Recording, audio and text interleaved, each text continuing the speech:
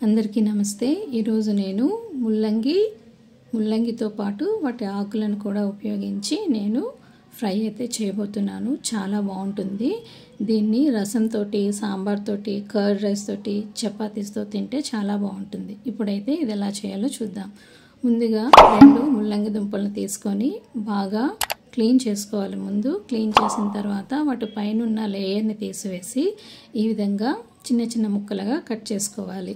వాటి ఆకుల్ని కూడా ఈ విధంగా చిన్న చిన్న ముక్కలుగా కట్ చేసుకోవాలి। ఈ ముల్లంగిలో హై ఫైబర్ ఉంటుంది, విటమిన్స్ ఉంటాయి, మినరల్స్ ఉంటాయి। ఇది తినడం వల్ల మన ఇమ్యూనిటీ లెవెల్స్ కూడా పెరుగుతాయి।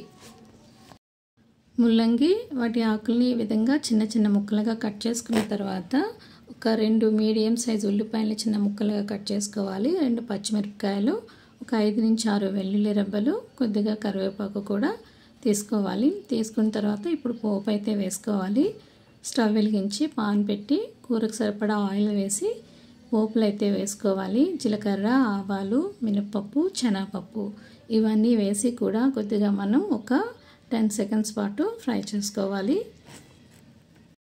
ఈ ముల్లంగి వేపుడిని వారానికి ఒకసారైనా తింటే మన బాడీకి చాలా మంచిది। పోపు వేగిన తర్వాత కొద్దిగా కరివేపాకు, తర్వాత పచ్చిమిరపకాయలను కూడా వేసి మనం ఫ్రై చేసుకోవాలి। వెల్లుల్లిపాయలు కూడాను ఇవన్నీ వేసి ఒక 10 సెకండ్స్ పాటు ఫ్రై చేసుకోవాలి।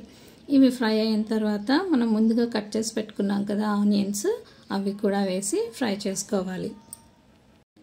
ఉల్లిపాయలు వేసి ఒకసారి మనం కలుపుకున్న తర్వాత ఇవి ఉల్లిపాయలు త్వరగా మగ్గడం కోసం కొద్దిగా సాల్ట్ వేసి కొంతసేపు మూత పెట్టి మనం కుక్ చేసుకోవాలి।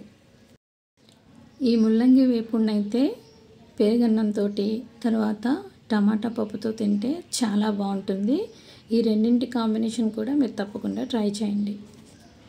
ఉల్లిపాయలు అయితే వేగిపోయాయి। ఇప్పుడు మీరు ఒకవేళ వేయాలనుకుంటే అల్లం వెల్లుల్లి పేస్ట్ ఇప్పుడే వేసి మీరు ఫ్రై చేసుకోవచ్చు। వేసిన తర్వాత వాటి పచ్చిదనం పోయేంత వరకు కూడా ఫ్రై చేసుకోండి। తర్వాత మనం ముందుగా కట్ చేసి పెట్టుకున్నాం కదా ముల్లంగి దుంపలు మరియు వాటి ఆకులను కూడా వేసి మిక్స్ చేసుకోవాలి। వీటిని బాగా పైనుంచి కింద వరకు బాగా మిక్స్ చేసుకున్న తర్వాత కూరకు సరిపడా ఉప్పు వేసుకోవాలి। తర్వాత పసుపు కూడా వేసుకోవాలి। పసుపు వేసిన తర్వాత చాలామంది వెంటనే కలిపేస్తుంటారు। అలా కలపకుండా పసుపు వేసిన తర్వాత 1 నిమిషం పాటు మూత పెట్టి తర్వాత మూత ఓపెన్ చేసి కలుపుకుంటే ప్రతి ముక్కకి కూడా పసుపు అనేది బాగా పడుతుంది। మీరు ఈ విధంగా ఒకసారి ట్రై చేసి చూడండి।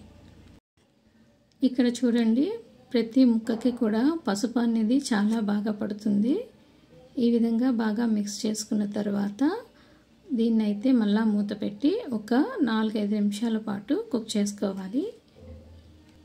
చాలామంది ఈ ముల్లంగిని వాసన వస్తుందని తినడానికి ఇష్టపడరు, కానీ దీన్ని కుక్ చేస్తున్న కొద్దీ దానిలో ఉన్న స్మెల్ అనేది తగ్గిపోతూ ఉంటుంది। ఈ విధంగా మధ్య మధ్యన మూత తీస్తూ ఒక 3-4 సార్లు అయితే కలుపుతూనే ఉండాలి, ఇది బాగా ఉడికేంత వరకు కూడా। ఇది ఇప్పుడైతే కొద్దిగా ఫ్రై అయిపోయింది। ఇప్పుడు మనం మీ దగ్గర కానీ కొద్దిగా కొబ్బరి పౌడర్ కానీ లేదా నువ్వుల పొడి కానీ ఉంటే వేసి ఒక నిమిషం పాటు ఫ్రై చేసుకోండి। ఫ్రై చేసిన తర్వాత ఫైనల్గా కారం వేసుకొని 1 నిమిషం పాటు ఫ్రై చేసుకోవాలి। మూత పెట్టి మూత తీసి ఒకసారి కలుపుకొని స్టవ్ ఆఫ్ చేసి ఇప్పుడు దీన్ని మనం సర్వింగ్ బౌల్లోకి తీసుకుందాం। అంతే ఫ్రెండ్స్, ముల్లంగి వేపుడు అయితే అయిపోయింది। ఈ ముల్లంగి వేపుడిని మీరు తప్పకుండా ట్రై చేయండి। ఆ 2 పౌడర్లు ఏదో ఒకటి మాత్రం తప్పకుండా మీరు ఆ పౌడర్ వేసుకోండి। ఈ వీడియో నచ్చితే నా ఛానల్ని సబ్స్క్రైబ్ చేసి, లైక్ చేసి, షేర్ చేయండి। Thank you.